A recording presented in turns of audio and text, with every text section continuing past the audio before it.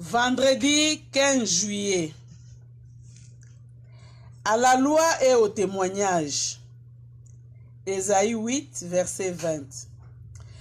Parce que vous rejetez cette parole, à cause de cela, cette iniquité vous sera comme une brèche qui s'écroule et un renflement dans un mur élevé, dont la rupture arrive subitement tout à coup. Ésaïe 30, versets 12 à 13. La Bible 2. Plus de 40 écrivains conduits par Dieu ont rédigé au cours des 15 siècles, dans une parfaite harmonie, les 66 livres qui forment les livres des livres, la Bible. Chacun de ces livres a son caractère propre et présente son propre sujet. L'ensemble constitue la révélation de Dieu. Son unité, pour tout esprit droit, est une preuve indiscutable de l'inspiration divine de la Bible. Dans l'Ancien Testament est annoncé la venue de Christ. Dans le Nouveau, il est présent. Les évangiles révèlent le Fils de Dieu manifesté sur la terre.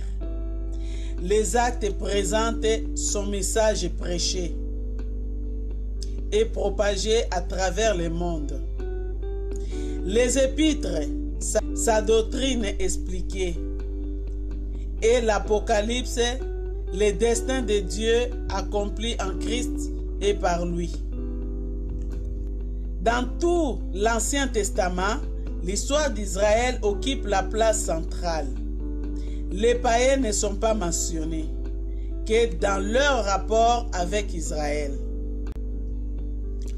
Dans le Nouveau Testament, les actes relatent le commencement d'une nouvelle période, le temps de l'Église.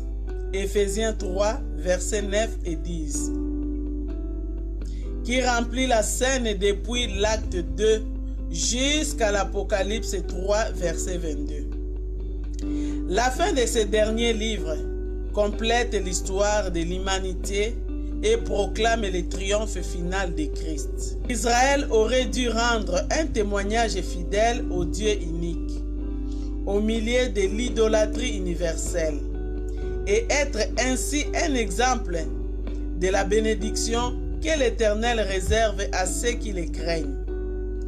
Psaume 103, versets 11, 13 et 17. Ce peuple avait aussi pour mission de recevoir et de préserver la révélation divine annonçant le Messie, le Sauveur du monde.